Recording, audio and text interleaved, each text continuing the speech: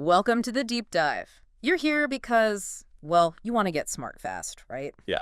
And without the headache of sifting through tons of information, Cool. take the raw materials today. It's a really interesting collection of everyday dialogues, and we pull out the core insights tailored for you. Right. And forget dry analysis. Think of us as, your guides through these conversations that on the surface seem pretty simple. Our mission really is to uncover those hidden layers, the subtle stuff that actually reveals so much about how we interact, how we plan, how we just navigate our daily lives, one chat at a time. And today we're dedicating a good chunk of time to this. We're talking a full 3 hours, actually. 3 hours, yeah. To really let ourselves sink into these micro-interactions. We're not just, skimming. We're diving deep. Properly deep. Into each one to see what makes it tick, and importantly, what we can learn from it. Yeah. So let's jump right in. First scenario, helping a friend move furniture. Right. Okay, so the setup is simple. Someone asks a friend for help moving furniture tomorrow. The friend agrees. Straightforward enough. Yeah, the key bits are the time 10 a.m. and this offer of coffee and breakfast. Now, okay, surface level, it's just getting a couch moved. Right. But what's really happening here? What's underneath that? Well, the first thing that jumps out, for me anyway, is just how direct the ask is.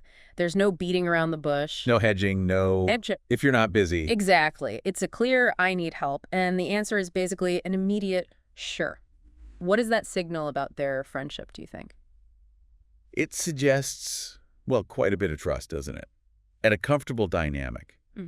One person feels okay just asking directly, which implies they probably expect a positive response, or at least an honest one. Yeah. And the immediate, sure, what do you need help with from the other person? That signals, a real willingness, maybe even a history of mutual support. It doesn't feel like just an obligation. No, it feels natural, like part of how they operate. Exactly, part of their connection.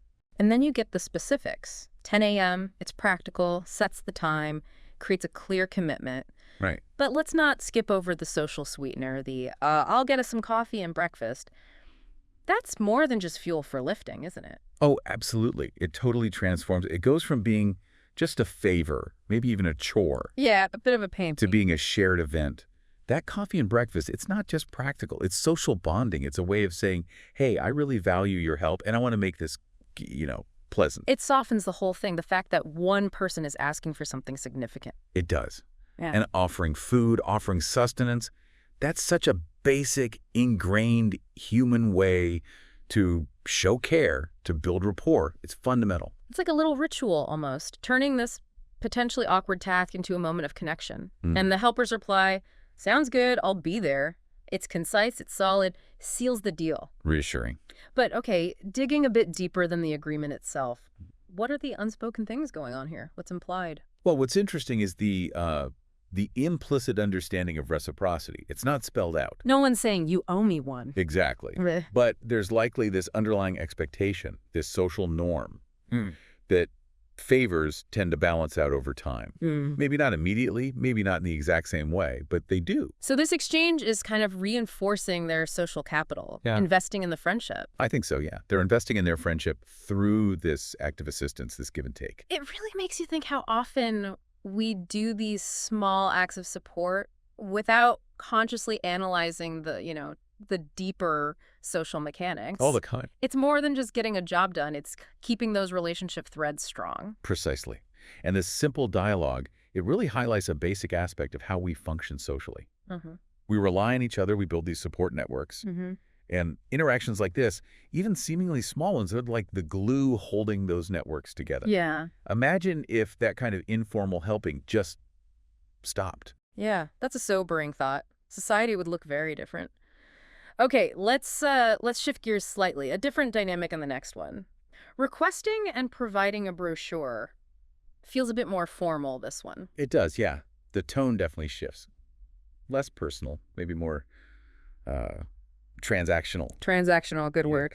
So someone provides a brochure that was requested. It apparently has all the details. The recipient says they'll read it, ask questions if needed, and an offer of more help is politely turned down.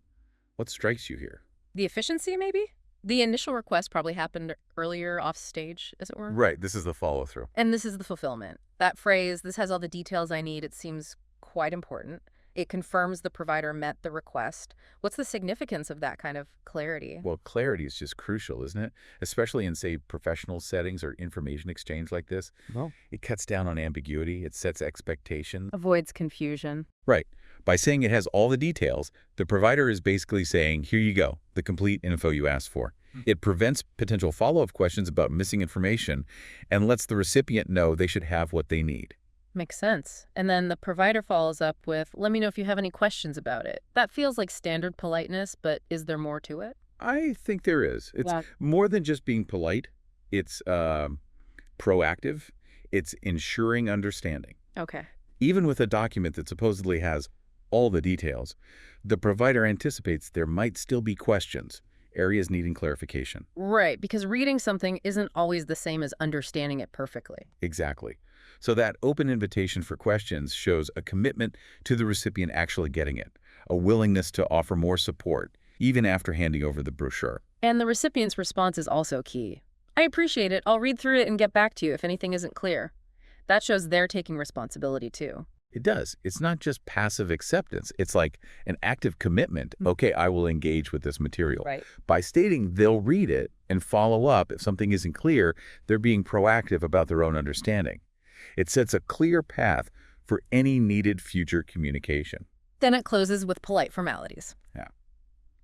But thinking bigger picture, Mm. what does this snippet tell us about how information gets shared and processed, especially in maybe more formal or business-like contexts? It really highlights the importance of structured information transfer. The brochure itself is like a standardized package for details. Yeah. But the conversation around it, the offer of help, the plan to ask questions acknowledges that even well-structured info isn't always perfectly clear to the reader.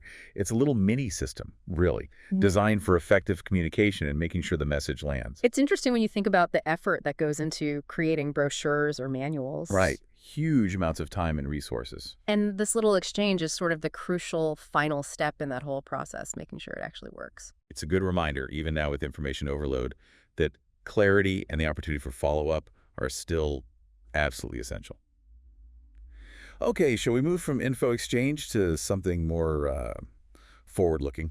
Planning? Let's. Next up, planning to attend a technology conference. Yes, this one has two people talking about a tech conference next month. The key things driving it are their shared interest in learning and networking. Uh-huh. They seem impressed by the speaker lineup, especially stuff about AI, AI is always a hot topic. and they decide they should plan to go together.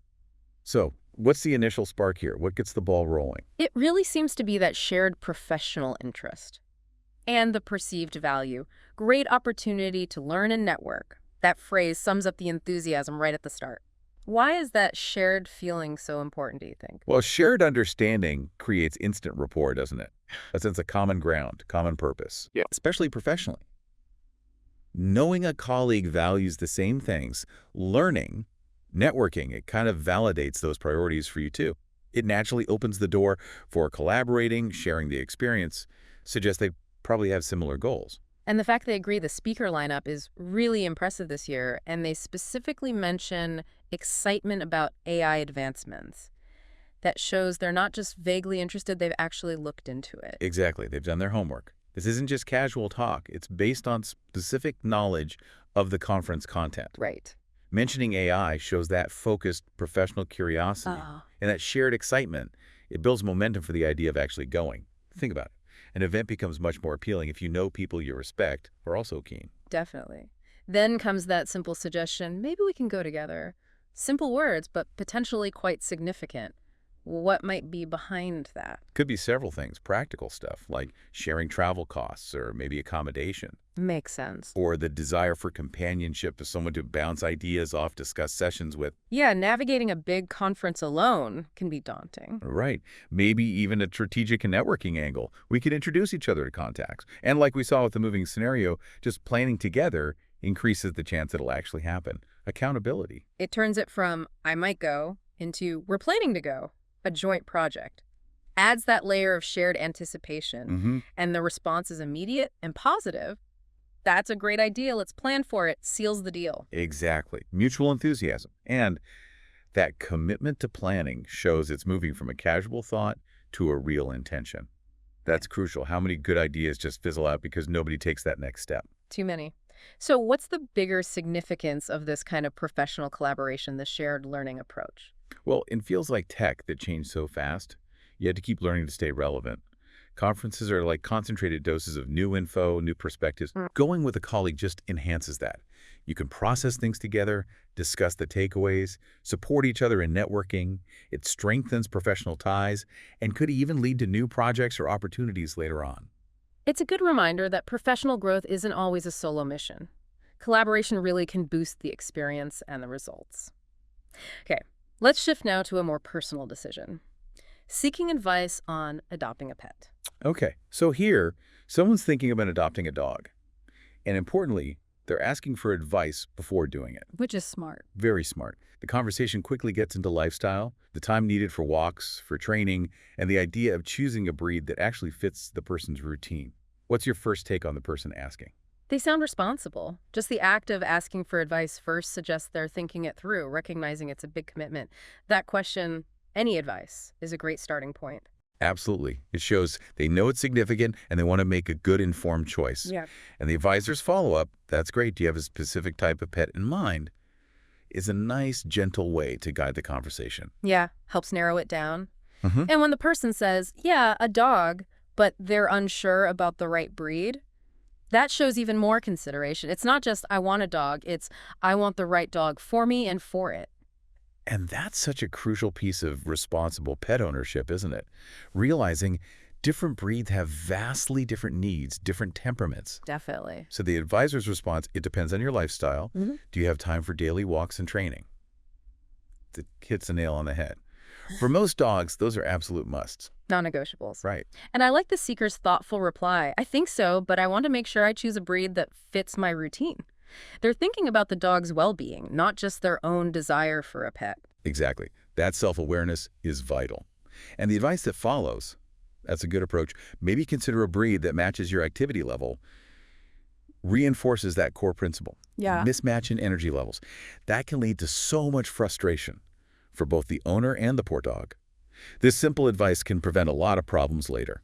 So what's the bigger picture lesson here about making these kinds of significant life choices? I think this scenario just perfectly illustrates the importance of doing your homework, basically. Due diligence. Seeking advice before you commit to something with long-term impact. Whether it's a pet or a job or a major purchase, yeah. Yeah.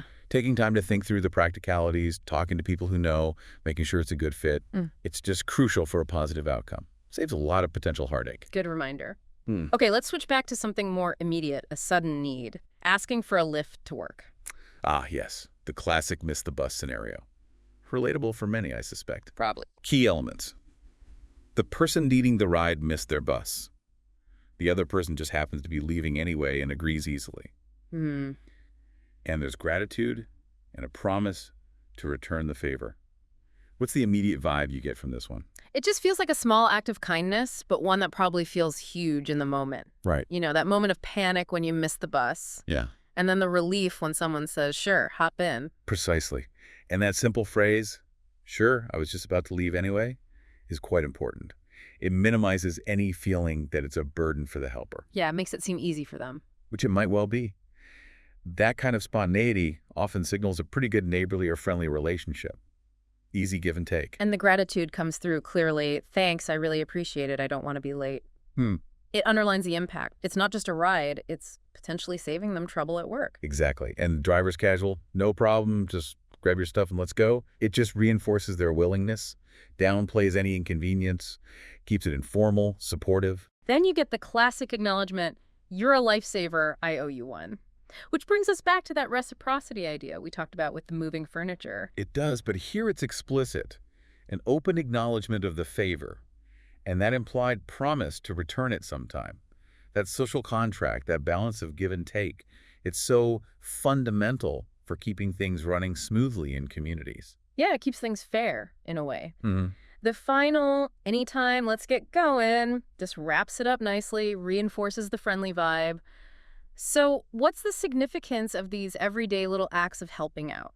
I think these small kindnesses, often done without expecting anything back right away, They're really the bedrock of strong communities. The building blocks. Yeah, exactly. They build connection, trust, mutual support. In a world that can sometimes feel pretty impersonal, these little interactions remind us we're connected, and we can actually make a positive difference in each other's day with simple gestures.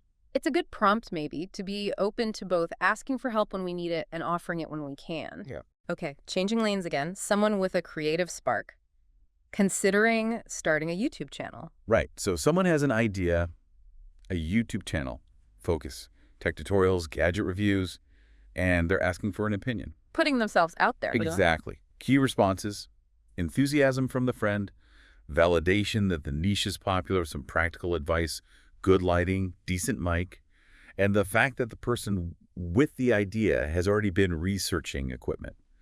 What feels important about just sharing an idea like this? Well, it's a vulnerable moment, isn't it? You're putting this creative thought out there, hoping it doesn't get shot down. Asking, what do you think? It invites feedback, maybe even criticism.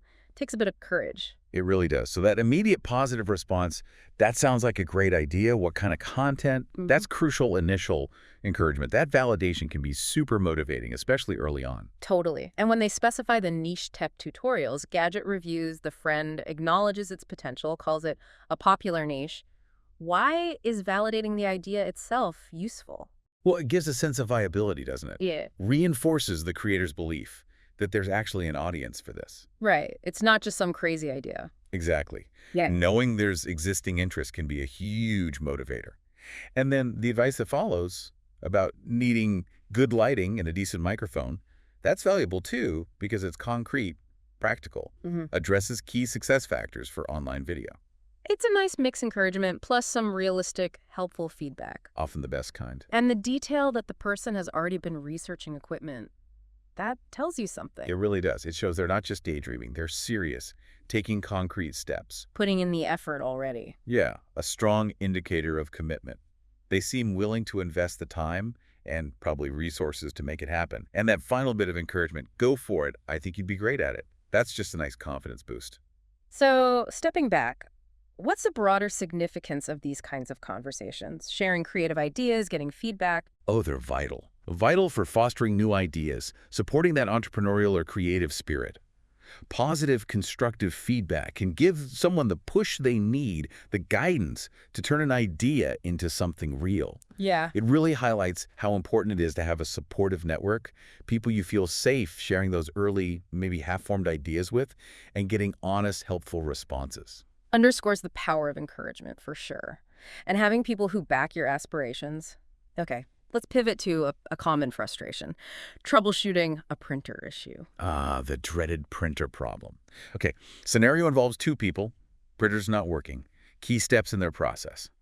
They suspect a paper jam. The usual suspect. Always. They decide to check inside. Then they think about restarting it if the jam isn't the issue. What's notable about how they tackle this? They immediately jump to a likely cause, the paper jam. It sounds like they might have history with this printer. The question, have you seen this error before, suggests that. Exactly. That highlights how past experience plays a huge role in problem solving, right? They're not starting totally fresh. They're drawing on what they already know about this machine's quirks. Its personality. Yes. And suggesting check inside is the logical first step for a suspected jam.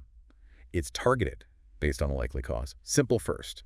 And the response, not yet, I'll open it up and take a look, shows they're willing to get hands-on, not just complain about it. Precisely. Active participation in trying to fix it.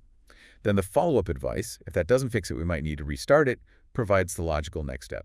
Systematic troubleshooting. Very off and on again? The classic. And often effective. It's a standard first-line solution for so many tech glitches. The agreement, good idea, let's try that first, reinforces that they're working together on this. Bouncing ideas around. Yeah, collaborative problem solving. And that hopeful closing, hopefully that does the trick, just captures that universal wish for a quick fix when tech goes wrong. So true. What's interesting here is seeing that basic problem-solving method in action in just an everyday situation. Identify likely cause, test simplest solution, then move on if needed.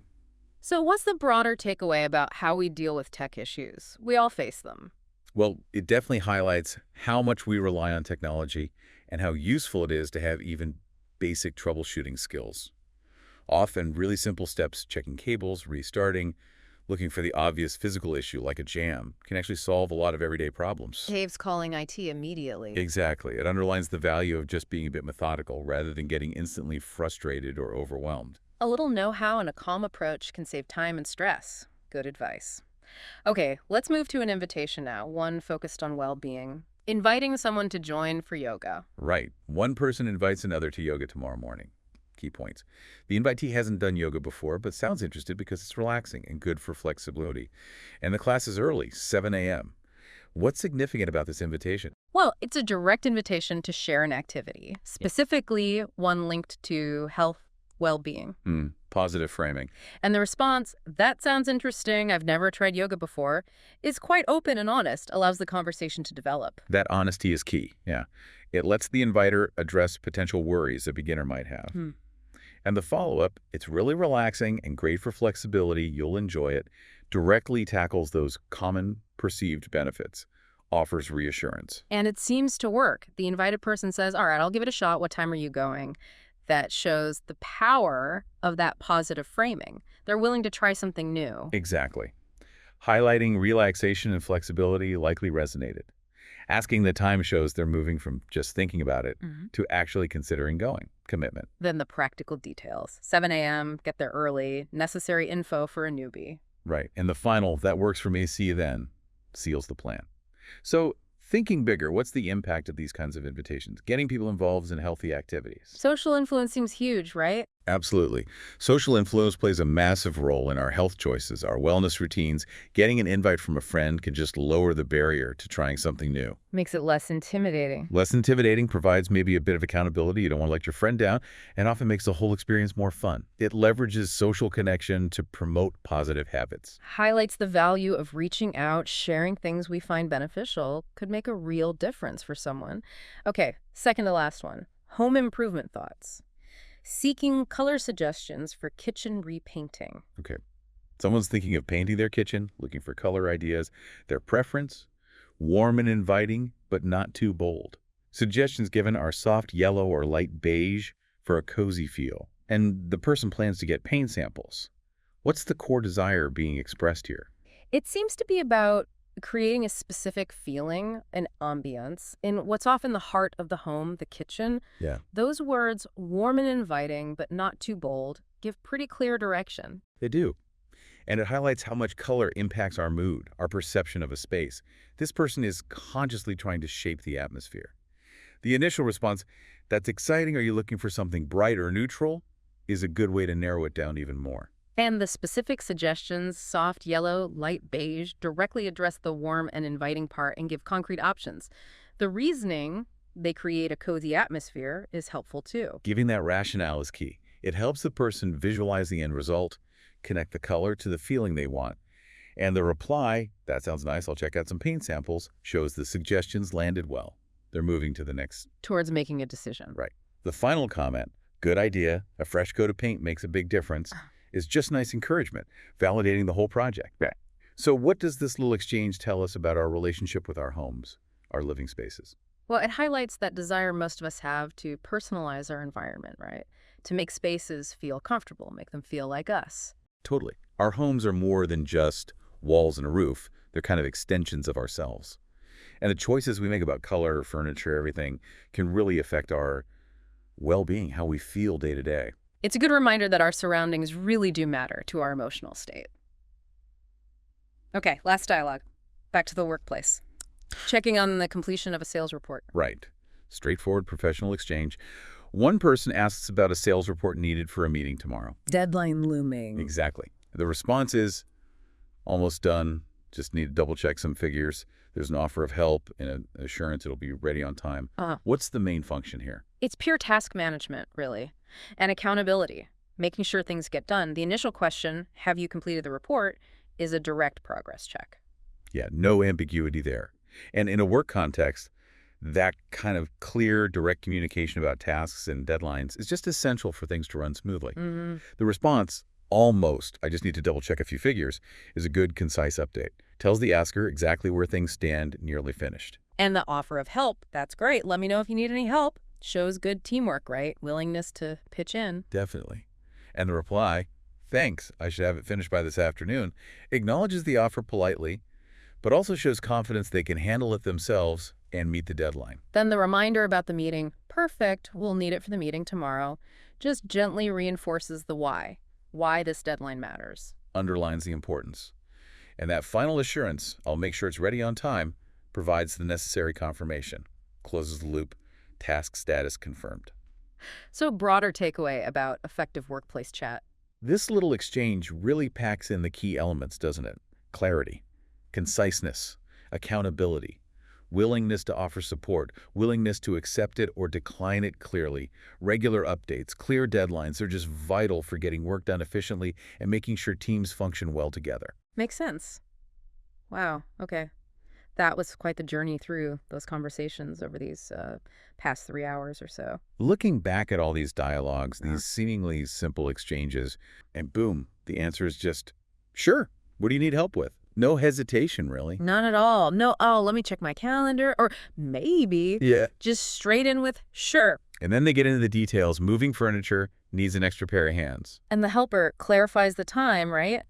Around 10 a.m. Mm-hmm. And then adds that really nice touch. The coffee and breakfast. Yeah, I'll get us some coffee and breakfast. Yeah. That shifts it, doesn't it? It totally does. It's not just a favor anymore. It's like a shared thing, a bit social. It makes the person helping feel appreciated up front, I think. It's a small thing, but significant. Yeah, definitely. And the confirmation is just as simple. Sounds good, I'll be there. Clean, clear. And like you said, that whole little interaction, it pops up more than once in the document. It does, right at the start and then again near the end. It makes you wonder, doesn't it? About the emphasis. Yeah. Why repeat that specific one? Maybe the person putting this together really wanted to highlight how easy and, well, positive asking for help can be. Could be. Like, this is the ideal scenario. Direct request, willing helper, bit of social lubrication with the coffee offer. A little blueprint for helpfulness. Yeah. Do you think the placement, like bookending the document almost, means something special? That's a really good point. Placing it at the beginning and end, it does feel deliberate. It suggests this kind of interaction is maybe foundational. Foundational. How so? Well, perhaps it implies that in whatever context these dialogues come from, this kind of open, willing assistance is like the baseline, the norm. Or what they want the norm to be. Exactly. Or what they want to encourage. It subtly says, hey, it's okay to ask. And also, offering help is a good thing, a normal thing.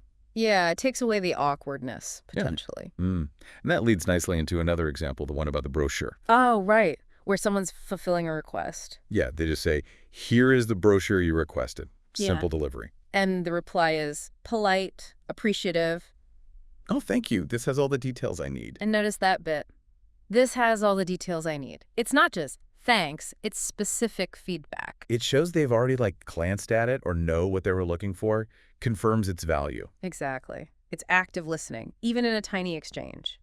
And then comes another offer. Let me know if you have any questions about it. Go on that extra step. That's a recurring thing, isn't it? This willingness to offer more help than was initially asked for. It seems to be. Yeah. And the person receiving it sets expectations clearly, too. I appreciate it. I'll read through it and get back to you if anything isn't clear. Yeah, no ambiguity. I'll look at this, and if I have questions, I'll reach out.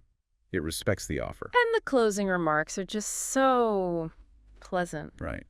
Sounds good. I hope it's helpful. I'm sure it will be thanks again. That positive loop again. Then there's that extra layer. May I assist you with anything else? The upsell on helpfulness. Huh. Sort of, yeah. But it's polite. And the refusal is just as clear and polite. No, I think that's all for now. Thank you for your help. Definitive, but nice about it. Respects the offer, states the need is met, no awkwardness. And then the final pleasantries. You're welcome. If you need anything later, I will really appreciate your assistance. Happy to help. Have a great day. You too. Yeah. It's almost like a little dance of politeness, isn't it? It really is. Does all that, extra politeness actually do something important, do you think, beyond just sounding nice? Oh, I definitely think so. Yeah. If you think about the bigger picture, these little bits of courtesy, they build up. It's like social capital. Social capital, okay. Yeah, they grease the wheels of the relationship. They reinforce that connection through mutual support, even just through politeness. So it's not just empty words. Not at all. They're like the social glue. Think about when you have an interaction without that warmth. Even if you get what you need, it feels different, right? Yeah, it can feel cold, transactional.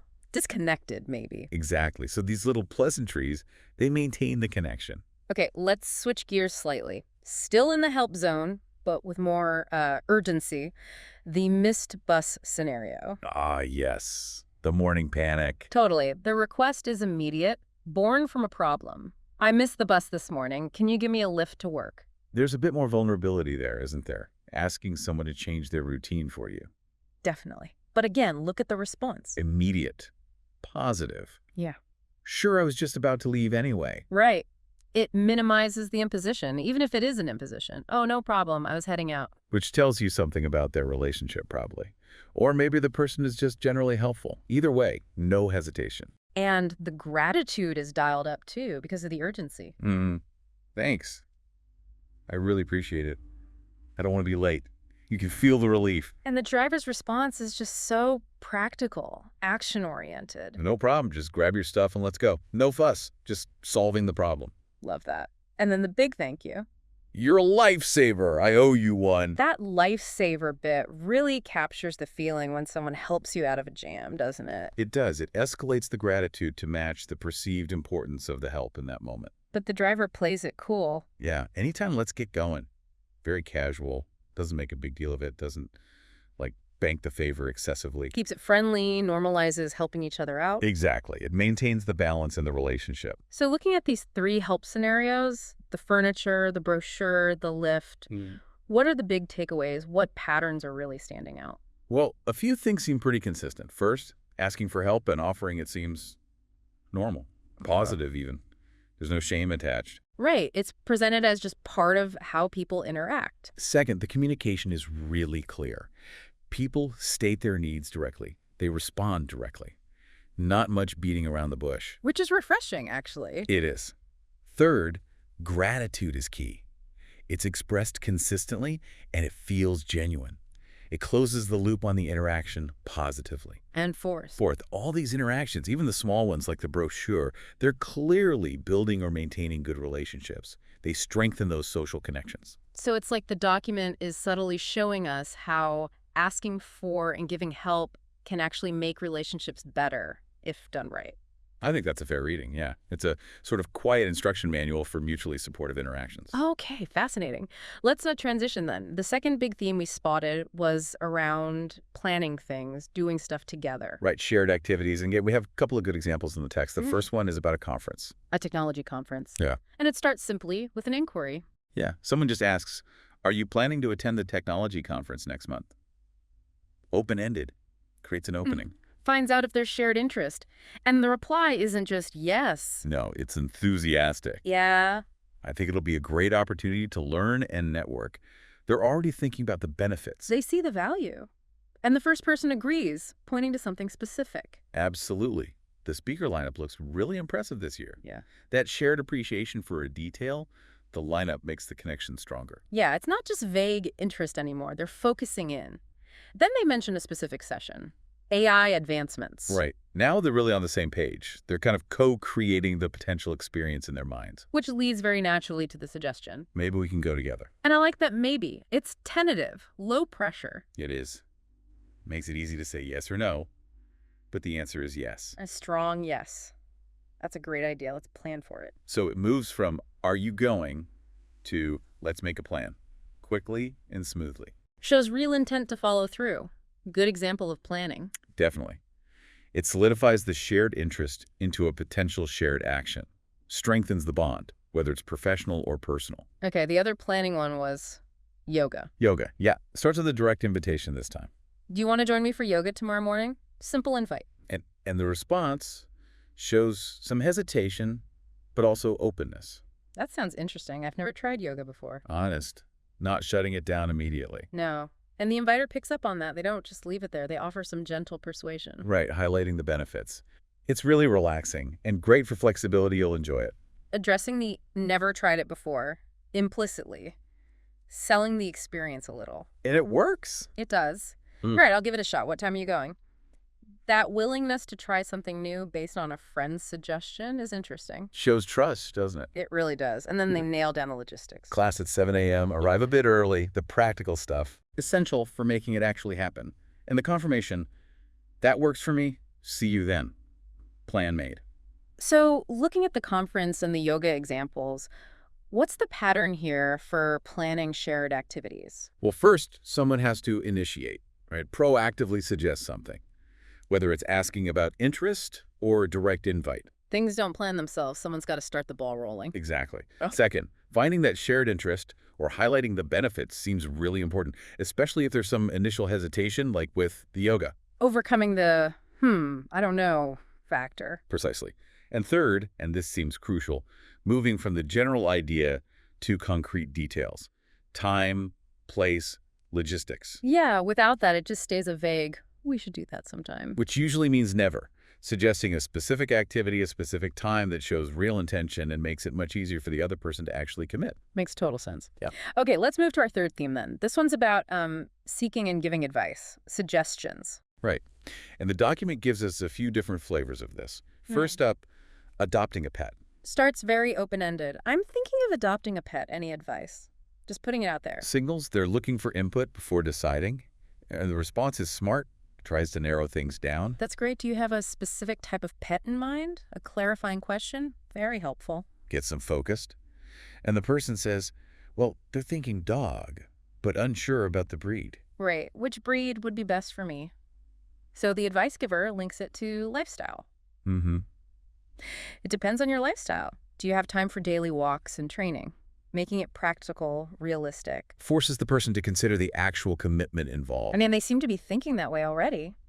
I think so, but I want to make sure I choose a breed that fits my routine. Responsible thinking. Which is good to hear. And the final piece of advice offers a clear strategy. That's a good approach. Maybe consider a breed that matches your activity level. Gives them a concrete factor to research. Actionable advice, not just vague encouragement. Exactly. Moves them forward in their decision process. Okay, next advice scenario. The kitchen repaint. Different context, similar dynamic. Starts with any color suggestions. And again, the response is a clarifying question first. Focusing on the feeling they want. That's exciting. Are you looking for something bright or neutral? Trying to understand the aesthetic goal. And the person wants warm and inviting, but not too bold. Give some direction. So the suggestions fit that brief. How about a soft yellow or a light beige? And crucially, they add why. They create a cozy atmosphere. Yeah, linking the color to the desired feeling helps the person visualize it. And the advice seems well received. That sounds nice. I'll check out some paint samples. Shows they're taking it on board, planning the next step. Followed by a little general encouragement. Good idea. A fresh coat of paint makes a big difference. Validates the whole project. Nice touch. Okay, third advice one. Starting a YouTube channel. This starts by asking for an opinion. What do you think? And the initial reaction is pure encouragement. That sounds like a great idea. Followed immediately by a question to draw out more detail. What kind of content do you want to create? Shows interest, prompts them to elaborate. And they have a specific idea. Tech tutorials, gadget reviews. So the advice gets practical, relevant to that niche. That's a popular niche. You'll need good lighting and a decent microphone. Points out key practical requirements for that kind of content. Stuff you might not think of immediately if you're just excited about the idea. Exactly. Grounding the enthusiasm with practicality. And the person confirms they're already looking into it. Yeah, I've been researching the equipment I might need. Shows they're serious. And the final comment is just pure support. Go for it. I think you'd be great at it. That's got to feel good to hear. Absolutely. That belief from someone else can be a real motivator. So across these advice examples, pet, paint, YouTube, what are the common threads in how advice is sought and given effectively here? Well, it often starts quite broad, doesn't it? An open request. Yeah. Any advice? Any suggestions? What do you think? Then, almost always, there's a clarifying question, or several, to really understand the specifics, the context, the preference, the goal. Get more information before jumping in with solutions. Smart. Very. Yeah. And the advice itself tends to be practical, relevant to the details that came out, often gives concrete next steps or things to consider. Like matching dog breed to activity level, or checking paint samples, or thinking about microphones. Exactly. Actionable stuff. And often there's that element of encouragement mixed in. Yeah, it's not just information transfer. There's support there, too. Validation. Right. Effective advice seems to be this blend of active listening to understand the real need, offering relevant practical insights, and providing some emotional support or encouragement. Helping people think and feel good about moving forward. Nicely put, yeah. Okay, that brings us to our fourth and final theme, Troubleshooting. problem solving in everyday chat. Right. And the first example is a classic we can all relate to, I think. The printer. Oh, the dreaded printer. It starts with the problem report. The printer isn't working again. Ugh. Have you seen this arrow before? Seeking shared experience with a specific issue. And the response offers a probable cause, a common culprit. Yes, I think it's a paper jam. Did you check inside? Logical first step for printer problems. Simple suggestion. And the person admits they haven't checked yet. Not yet. I'll open it up and take a look. Yeah. Willingness to take the suggested action immediately. Then the helper offers a plan B, anticipating the first step might not work. If that doesn't fix it, we might need to restart it. The old turn it off and on again. The universal tech support solution. But it shows a step-by-step approach. Methodical. And they agree on the order. Good idea. Let's try that first. Collaboration, even on a small tech issue. And it ends with that little sigh of hope. Hopefully that does the trick. We've all been there. Haven't we just? Okay, the other troubleshooting one is work-related. Completing a report. Yeah, so that's with a status check. Have you completed the report on last quarter sales? Standard workplace stuff. Need to know where things stand. And the answer is clear about the progress. Almost. I just need to double check a few figures. Tells you exactly what's left to do. Nearly there. Just final checks. Which is good info. Then there's an offer of help. That's great. Let me know if you need any help with it. Supportive colleague vibe. But the person is confident. Thanks. I should have it finished by this afternoon. Sets a clear timeline. Manages expectations. Then the requester adds the context, the urgency. Perfect. We'll need it for the meeting tomorrow. Raises the stakes a bit. Mm. Clarifies why the timeline matters. And the final response is pure reassurance. I'll make sure it's ready on time. Takes ownership, confirms commitment to the deadline. So, looking at the printer and the report examples, what does effective troubleshooting look like in these conversations? Well, both really rely on clear communication, don't they? Stating the problem clearly, like with the printer error. Or giving a clear status update, like with a report. Transparency seems key. Yeah, and suggesting logical steps to fix the problem or outlining the steps remaining to finish a task. There's a focus on action, on solutions. In the printer one, it's collaborative diagnosis and trying things. In the report one, it's clear progress updates and commitment to deadlines. Both are definitely proactive and solution-focused. It's about identifying the issue and moving towards fixing it or completing it. It's pleasant. Sounds good. I hope it's helpful. Followed by, I'm sure it will be thanks again. It's this little loop of positivity and gratitude. It really is. And then there's even more. May I assist you with anything else? That's going the extra mile, isn't it? Definitely. Just checking if there's anything else at all. And the response is polite but clear. No, I think that's all for now. Thank you for your help. Respectful but definitive. Need is met. And then this cascade of pleasantries at the very end. You're welcome. If you need anything later, just let me know. I will. I really appreciate your assistance. Happy to help. Have a great day. You too. Yeah. It's almost like a textbook example of polite closing.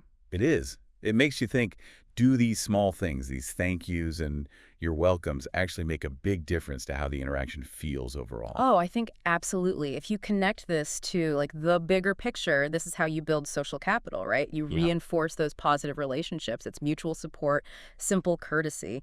These repeated phrases, the gratitude, they aren't just empty words. They're kind of the social lubricant. Keeps things running smoothly. Yeah, the glue. The glue, exactly. Think about how it feels when you have a similar exchange, but without that warmth. It can feel a bit cold, transactional, even if you got what you needed. That's true. Okay, let's switch gears a bit. There's a scenario with more urgency. Someone missed the bus. Ah, the lift request. The request comes out of a problem. I missed the bus this morning. Can you give me a lift to work? There's a vulnerability there, asking someone to change their routine for you. Yet, again, what's the response? Immediate, positive. Sure, I was just about to leave anyway. Right. Even though it could be an inconvenience, they just jump in. Yeah. It suggests maybe a good existing relationship or just a generally helpful person. Could be either or both. But there's no audible sigh, no hesitation mentioned, just sure. And the gratitude here feels, well, stronger. Maybe. Thanks. I really appreciate it. I don't want to be late. The urgency, the potential consequence of being late, it ramps up the thank you. Definitely. And the driver's response is great too. No problem. Just grab your stuff and let's go. Very practical, action-oriented, no fussing about the problem, just focusing on the solution. Let's go. Yeah. And then you get that phrase, you're a lifesaver, I owe you one. That's a big one. Lifesaver. It really highlights the impact, doesn't it? In that specific moment, that help felt huge. And the I owe you one acknowledges a debt, even if it's just a social one. But the driver plays it down, right? Yeah. That's how let's get going. Keeps it casual, friendly, doesn't like hold the favor over them. Exactly. It normalizes helping each other out within their relationship anytime. So looking at all these health scenarios together, the furniture, the brochure, the lift, what are the big takeaways? What stands out as the core elements here? Well, a few things seem really consistent. First, asking for help and offering help, it's just presented as normal. Hey. Positive, even. No awkwardness, no shame. Right. It's just what people do. Second, the communication is so clear and direct. People say what they need or what they can offer without beating around the bush. It's efficient. Third, gratitude. It's not just there, it's consistent. It feels genuine. It reinforces the positive feeling of the whole interaction. Yeah, the thank yous are everywhere. And finally, it really feels like these interactions, even the small ones, like getting a brochure, they're building blocks. They strengthen the social connections between people. It's like the document is subtly showing us how to ask for and give help in a way that actually builds relationships, not just gets tasks done. That makes a lot of sense. Okay, let's move on. Our second big theme that comes through is about planning things together, doing shared activities. We've got a couple of good examples here. The first is about going to a technology conference. Yeah, and what's interesting is how it starts. Someone just asks quite openly, are you planning to attend the technology conference next month? Just putting it out there. Exactly. It opens the door for finding common ground, maybe doing something together. And the reply isn't just yes, it's enthusiastic, right? Yes, I think it'll be a great opportunity to learn and network. They state the why, the value they see in it. Which immediately shows alignment. They both see it as potentially beneficial. Then they connect over specific detail. Absolutely. The speaker lineup looks really impressive this year. Finding that shared point of interest. Right. It makes the idea of going more concrete, more appealing. And then they even mention a specific session, something about AI advancements. They're already kind of co-creating the potential experience in their minds. Which leads naturally to the suggestion, maybe we can go together. I like the maybe. It's gentle, isn't it? Low pressure. It is. It leaves room for the other person to easily agree or, demur if they had other plans. But the response is positive again. That's a great idea. Let's plan for it. Clear enthusiasm and, crucially, a commitment to actually plan it. Yeah, moving from idea to action. Exactly. It cements the shared activity. It's not just talk. And doing something like that together, a conference, it can strengthen that professional or even personal bond. Okay, the second planning one is different. It's about yoga. Starts with a direct invitation. Do you want to join me for yoga tomorrow morning? And the initial response is interesting. That sounds interesting. I've never tried yoga before. Yeah. It shows openness, curiosity, but also that hesitation of the unknown. Right. Not a no, but not an immediate yes either. And the inviter doesn't just leave it there. They do a bit of gentle selling, you could say, highlighting the benefits. It's really relaxing and great for flexibility. You'll enjoy it. Addressing the potential unfamiliarity by focusing on the positive outcomes, like, here's why you might like it. And it works. The person says, all right, I'll give it a shot. What time are you going? That willingness to try something new based on the friend's suggestion says something positive about their relationship, doesn't it? Trust. Definitely. Then they nail down the logistics. Class at 7 a.m., get there a bit early. Tactical details, making it real. And the final confirmation.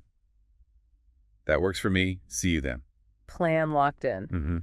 So these two planning scenarios, the conference and the yoga, what did they tell us about how people effectively organize things together?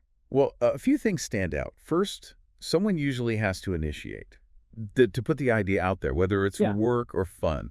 That proactivity is key. Yeah, things don't plan themselves. Right.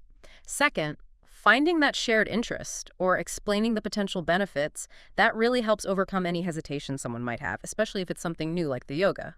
Makes sense. And third, and this is crucial, moving from the general idea, let's go to the conference or let's do yoga, to concrete plans, specific times, logistics. That's what makes it actually happen. It's the difference between, oh, we should totally do that sometime, and actually having it in the calendar. Yeah, vague intentions versus actual plans. Big difference. Okay, theme number 3. This one's about seeking and giving advice or suggestions. We see this pop up in a few different contexts. First up, Adopting a pet. Right. And it starts really broad. I'm thinking of adopting a pet. Any advice? Just opening the floor? It signals they're looking for input, right? Before making a big decision. Exactly. And the response is smart. It's a clarifying question. Yeah. That's great. Do you have a specific type of pet in mind? Helps to narrow it down immediately. Make the advice relevant. Good point. Avoids giving generic cat advice if they want a dog. Precisely. And the person clarifies. I'm considering a dog, but I'm not sure which breed would be best for me. Still uncertainty, but more specific now. Then the advice connects directly to the practicalities. It depends on your lifestyle. Do you have time for daily walks and training? Yes, grounding it in reality. Owning a dog isn't just cuddles, it's responsibility. This prompts realistic self-assessment. And the person acknowledges that. I think so, but I want to make sure I choose a breed that fits my routine. Shows they're thinking responsibly, looking for that good fit, long term. Which leads to the next bit of actionable advice. That's a good approach. Maybe consider a breed that matches your activity level, gives them a concrete factor to research. Not just get a nice dog, but think about energy levels matching yours. Very practical. Okay, next advice scenario. Yeah. Repainting the kitchen. Different vibe, lower stakes maybe? Still a decision people seek input on. Starts with, I'm thinking of repainting my kitchen. Any color suggestions? Again, open request. And again, met with a clarifying question. That's exciting. Are you looking for something bright or neutral? Trying to get a feel for the desired aesthetic. Right. What kind of mood are they going for? And the person gives more detail. I want something warm and inviting, but not too bold. Narrows it down again. So the suggestions become more targeted. How about a soft yellow or a light beige? They create a cozy atmosphere. Notice how they don't just give the color, but also the feeling it creates. Cozy atmosphere. That's key, isn't it? Connecting the suggestion to the desired outcome helps the person visualize it. And the reception is positive. That sounds nice. I'll check out some paint samples. Shows the advice landed well and they plan to act on it. Explore those options. Followed by that little bit of general encouragement. Good idea. A fresh coat of paint makes a big difference. Nice supportive touch. Okay, final advice one. Starting a YouTube channel. Ah, the modern dilemma. Indeed. Starts with seeking an opinion. I've been thinking about starting a YouTube channel. What do you think? Looking for validation, perhaps. Initial reaction. Yeah, maybe. And the response is immediately encouraging. That sounds like a great idea. What kind of content do you want to create? Positive reinforcement, plus a prompt for more detail. And the content idea comes out. I was thinking of making tech tutorials and gadget reviews. A specific niche. The advice then becomes practical, tailored to that niche. That's a popular niche. You'll need good lighting and a decent microphone. Points out key technical considerations for that type of content. Things you genuinely need to think about. Absolutely. And the person confirms they're already on it. Yeah, I've been researching the equipment I might need. Shows they're serious, doing their homework. And the final comment is just pure encouragement. Go for it. I think you'd be great at it. That kind of belief from someone else can be huge, can't it? Especially when you're starting something new, maybe feeling a bit uncertain. Definitely. So, looking across these three pets, paint, YouTube, what are the common threads in how this advice-giving process works? Well, it often starts broad, doesn't it? An open request. Then there's usually that phase of clarifying questions, trying to really understand the specifics, the need, the preference, the context.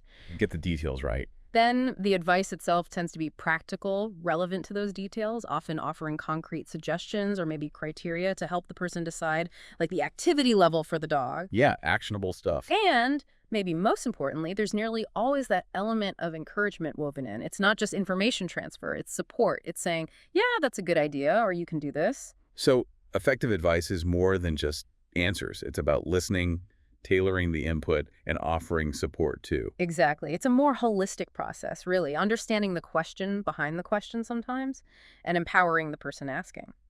Okay, final theme. Theme 4, troubleshooting and problem solving. How do these conversations handle things going wrong? First up, the classic, the nemesis of the modern office, the printer. Ah, yes. The printer isn't working again. Have you seen this error before? Starts right with the problem statement and crucially asks about prior experience with this specific error. Trying to see if it's a known issue. Smart first step. And the response offers a likely diagnosis. Yes, I think it's a paper jam. Did you check inside? Suggests the most common culprit first. The simple solution. Have you tried turning it off and on again? Or in this case, checked for a jam? Pretty much. And the person admits, not yet, I'll open it up and take a look, shows they're willing to immediately investigate the suggestion. Then the other person offers a plan B. That doesn't fix it, we might need to restart it. Thinking ahead. Step 1, then step 2. Methodical. It shows a structured approach to troubleshooting. Try the simple thing first, then escalate slightly. And they agree on the first step. Good idea. Let's try that first. Collaborative. Working together on the problem, even if it's small. Right, and it ends with that universally relatable sigh of hope. Hopefully that does the trick. We've all been there. Haven't we just? Okay, second problem-solving scenario is work-related. Finishing a report. Yeah, starts with a status check. Have you completed the report on last quarter sales, standard managerial, or team interaction? And the response is clear about the status. Almost. I just need to double-check a few figures. Nearly done. Specific task remaining. Transparent. Offers a clear picture. And then comes the offer of help. That's great. Let me know if you need any help with it.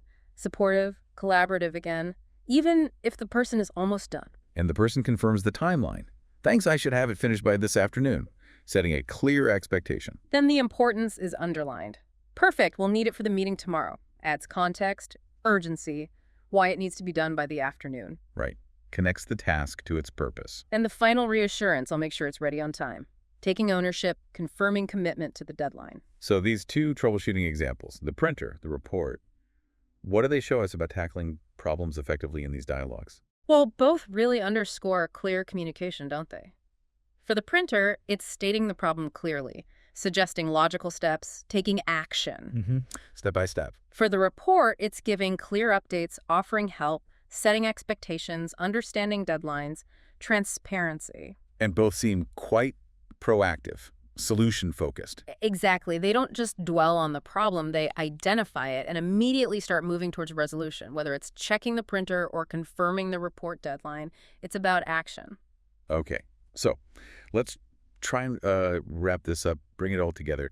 We've spent some time looking closely at this document, pulling out these 4 main themes. Yeah, seeking and offering help. And planning shared activities. Seeking and giving advice. And that troubleshooting, problem-solving piece. And it's kind of amazing, isn't it, when you look back at these snippets of just ordinary conversation, how much they actually tell us about basic human interaction, about communicating well. It really is. We saw these recurring threads, didn't we? Directness, but also politeness, being proactive, reaching out, including others, a general willingness to, well, connect and support each other through big things and small things. It definitely gives you food for thought. And maybe for you, listening to this, it sparks a question. Considering these little moments, these exchanges, what small changes, maybe even tiny adjustments could you make in your own daily interactions to make communication clearer, to build those relationships a little bit stronger? Yeah, maybe it's being just a fraction more direct when you need help. Or perhaps taking the initiative more often to suggest doing something with a friend or a colleague. Or maybe just offering that little bit more encouragement when someone shares an idea, like with the YouTube channel example. Exactly. It's often those small, consistent things, isn't it? They seem minor in the moment, but they add up. They can genuinely make a difference to how our interactions feel and how strong our connections are. A really powerful thought to end on. Something practical for you to mull over. How could you apply some of this in your own life, starting today? Worth considering. And with that thought, we'll wrap up this deep dive. Thanks for joining us. Until next time.